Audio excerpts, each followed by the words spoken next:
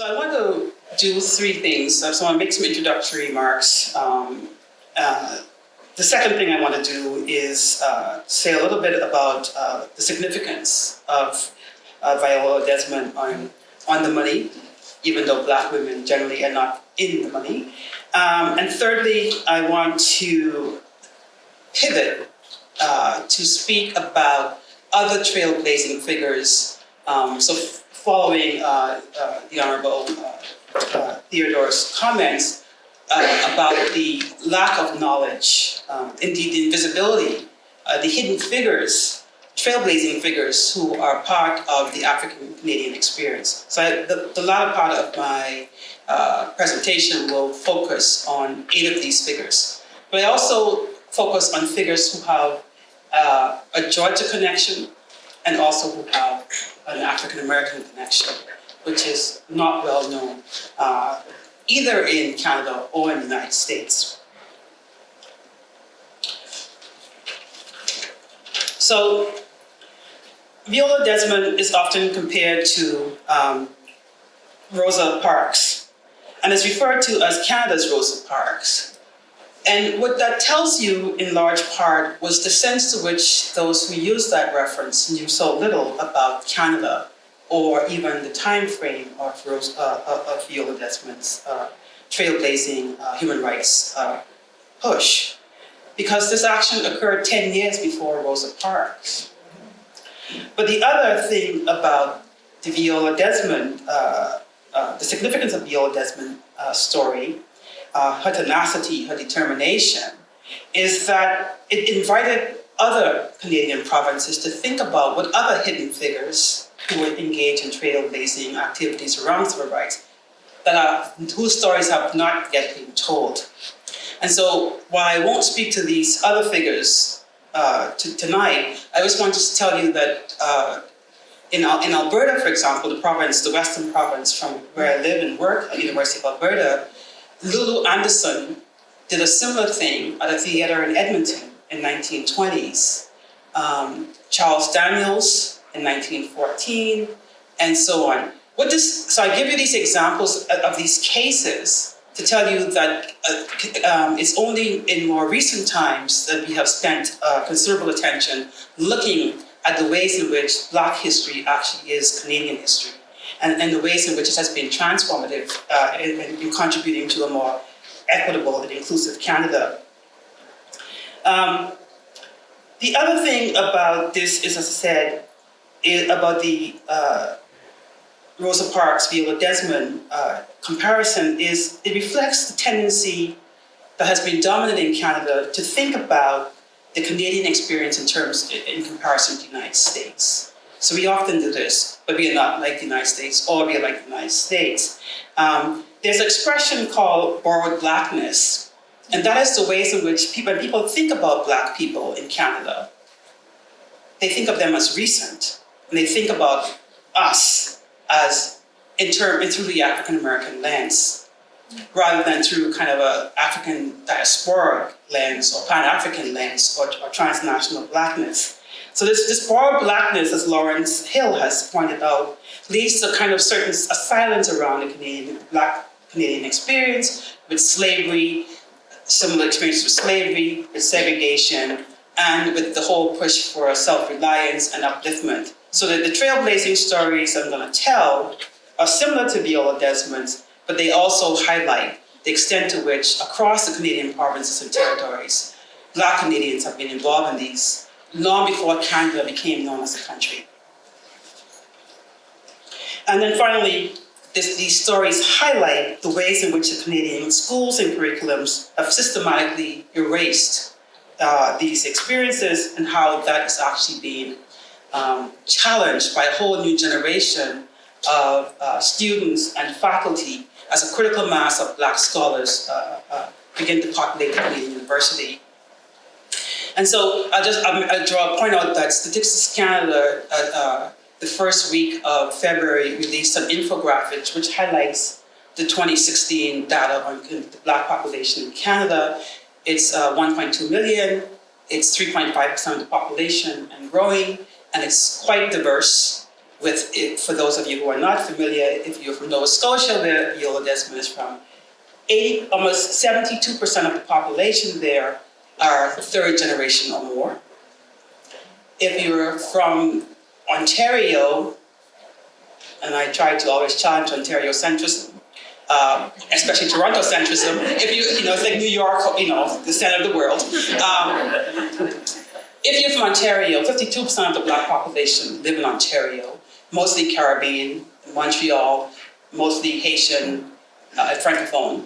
And if you're in Western Canada, where I'm from, it's the fastest growing Black population, but they're mostly from continental Africa. So and they're mostly Francophone speaking as well. And they're from the Democratic Republic of the Congo, they're from Somalia, they're from Cameroon, and so on. So the Black population in Canada is very diverse. But the early Black population in Canada had a deep connection to the African American experience. And that's what I want to highlight in this presentation.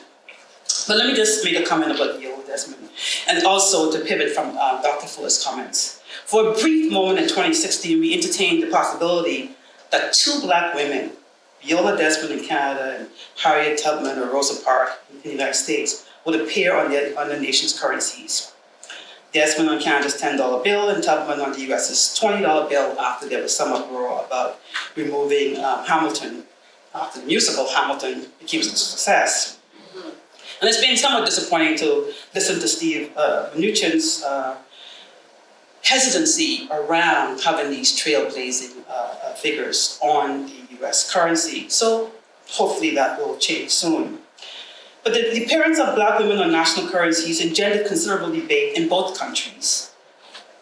Also invited us to reflect on the comparative histories and politics of Black life in Canada and the United States. As Queen's University historian Barrington Walker noted in the New York Times interview, outside of the Underground Railroad story, which has a fair amount of mythologizing around it, Canadians do not know about Black Canadian history.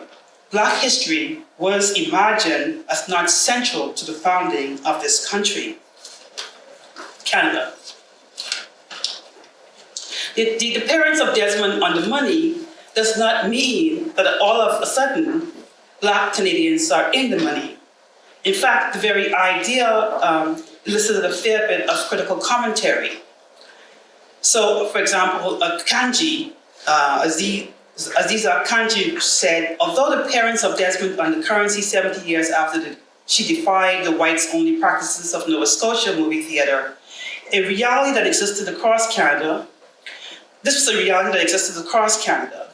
In Ontario and Nova Scotia, for example, legislated school discrimination didn't end until the 1960s. And recently, a colleague of mine, a former student of the political science department of U of A, has documented the whites-only hiring in Edmonton and Alberta, a fact that hasn't been really documented as well. In her book, Beauty and the Banknote, Images of Women on Paper Money, it offers an unparalleled opportunity for officially sanctioned propaganda to color the recipient's views, argued Virginia Hewitt, a former curator of the paper money at the British Museum. Hewitt suggests the appearance of women like Desmond on banking currencies is a double-edged sword. The idealistic ideology of such imagery may, however, color the ways in which may color or reveal the underlying hypocrisy because women continue to be underrepresented, underpaid in most industries and most professions. In effect, the appearance of Black women on the money doesn't now mean we are in the money, but it does invite us to reflect upon the submerged histories of Black women and Black Canadians in general, the provincial and national imaginaries from which we have been expelled. So what I'd like to do now in this next section of my presentation is to highlight a recent research project that I've been engaged in around trailblazing Black Canadian figures. And I want to highlight 8 of them, as I said previously, that who have an African-American US-Canada connection. And you will see. So the first one is of Mary Ann Shadd Cary, who was born so this is actually important because in some ways, African Americans, she's described as an African American. In Canada, she's described as Canadian from the United States. So the same person in all these stories is characterized quite differently. But she was she is a trailblazer, born in Wilmington, lived in Canada, in St. Catharines in Ontario.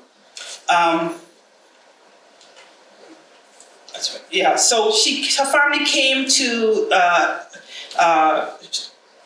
Sorry, did I get that correct? Yes.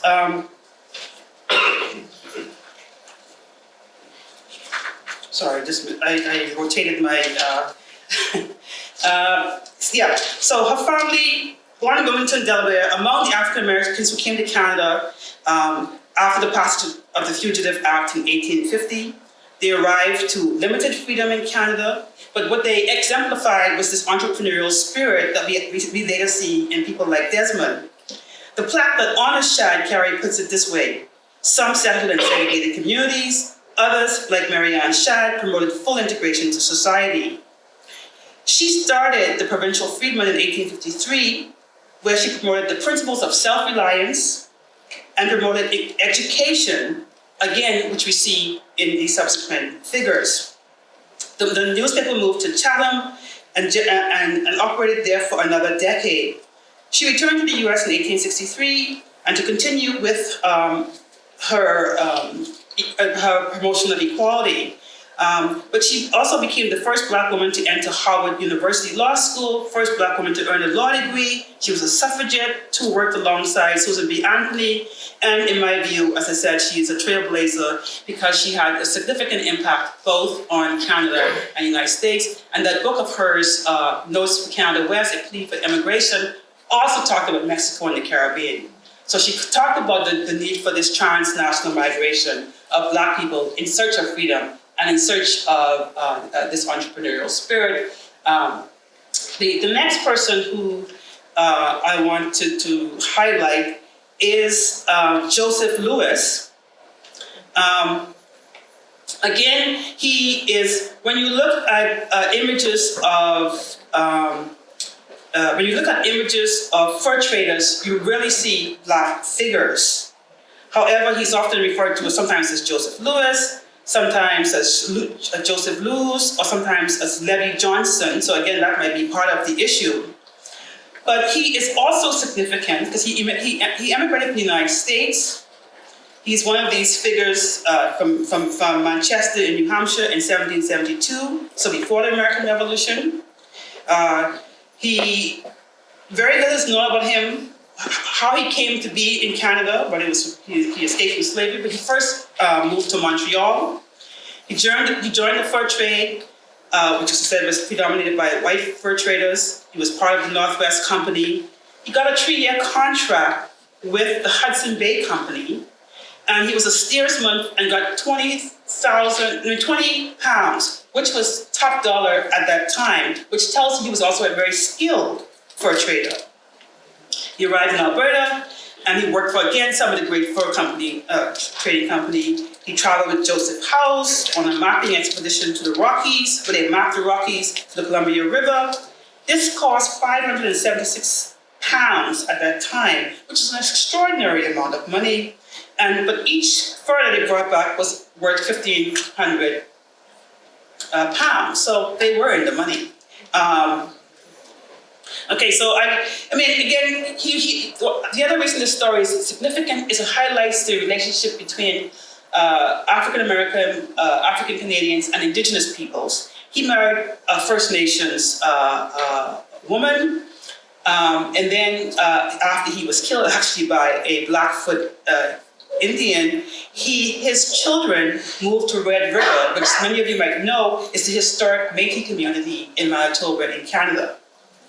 But there were several other figures like Glasgow Crawford, Stephen Bonga, who were engaged with Indigenous peoples. They translated from English and French to the indigenous languages, similar to Matthew de Costa, who was the first Black person known to have immigrated to Canada, who was also a translator for the Mi'kmaq and the French and the Portuguese. So Black Canadians played pivotal roles in connecting communities. The third figure I want to speak to, some of you may know, again, is a trailblazer, a Black cowboy, John Ware, again, born in South Carolina, moved to Texas.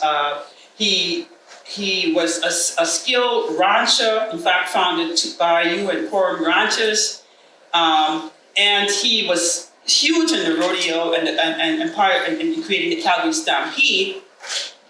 And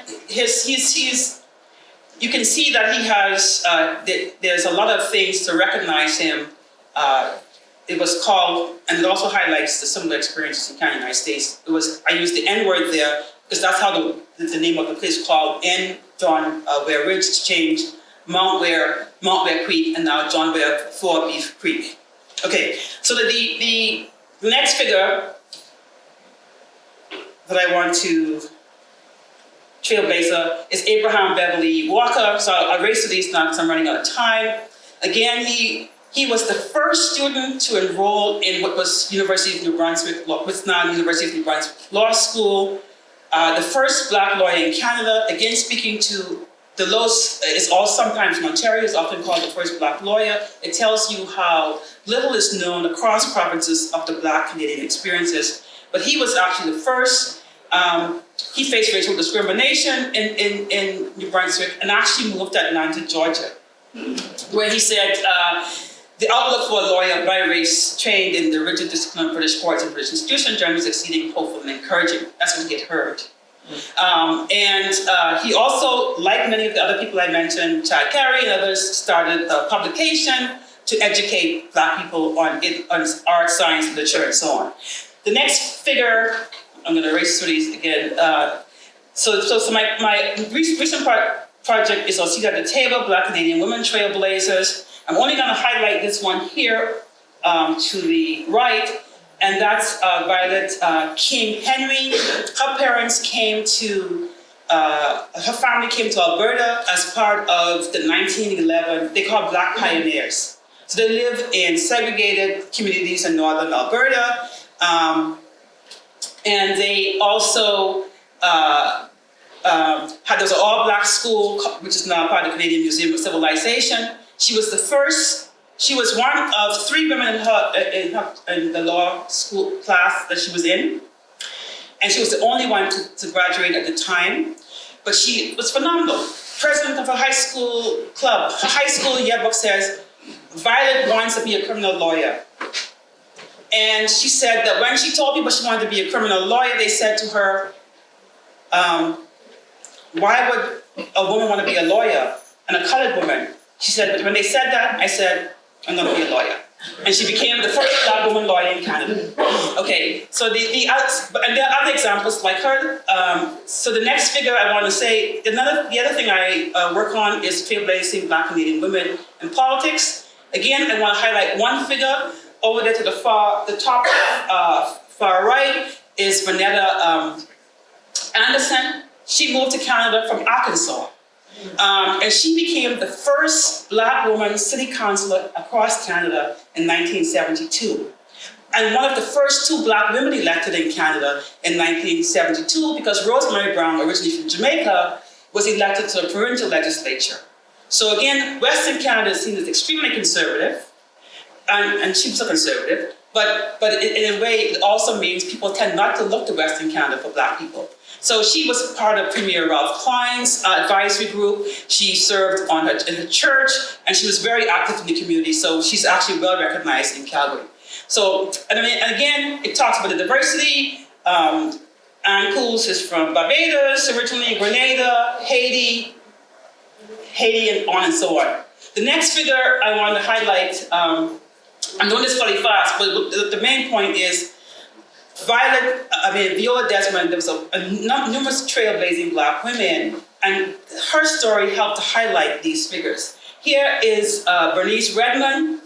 Also interesting, she became the first Black woman nurse in Canada They wouldn't admit her. She was barred from schools in Canada, so she went to Virginia in 1945, returned to Canada, continued to agitate for Black women to be part of nursing, and she became the first Black woman nurse in Nova Scotia and won the Victorian Order of Nurses Canada.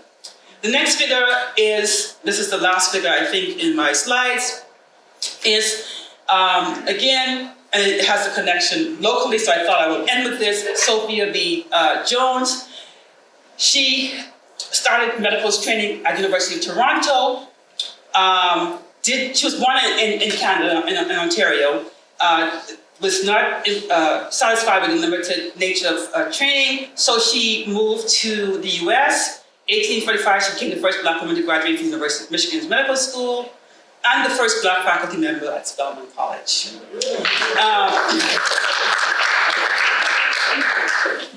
But look at her, she obtained a patent in 1890. She published the book, 50 Years of Negro Public Health, and at the University of Michigan. I don't know so much about Spelman at the moment, but there are a number of things named after her, including a lectureship on infectious diseases, a conference room, and the Alumni Society has a code name of her and the first Black male student of the time.